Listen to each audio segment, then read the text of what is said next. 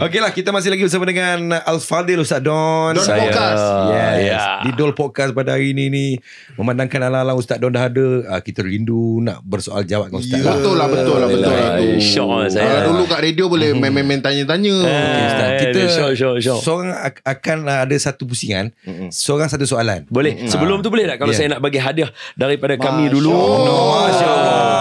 Ini daripada Ma'abbatin Travel and Tours. Belum apa-apa dah dapat hadiah. Ya, untuk Dol. Terima kasih. Nanti kau ambil satu-satu aku kongsi dengan Sueb. Cuba tengok apa dalam dia. Cuba tengok. Tengok. Nak tengok. Okey, dalam dia ada Yes.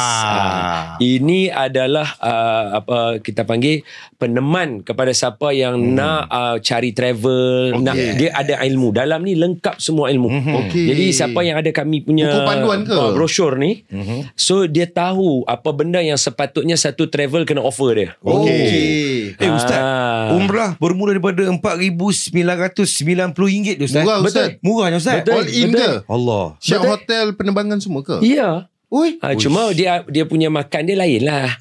Dia ada makan yang ni begini, ada dia punya ni lah. Tapi dari segi asas penerbangan, hotel dan insya-Allah, sekali lagi saya ulang, wallahi wala fakhra, bukan sombong, tapi insya-Allah dengan mahabbatin hotel, penerbangan kita lock. Dan mutawif-mutawifnya salah seorangnya adalah Ustaz lah. Saya Siapa Cantik. dapat pergi dengan Ustaz? kalau Baik, nak biasa. tengok saya punya, buka dekat muka surat tengah sekali, Okey. selak ke sebelah kiri.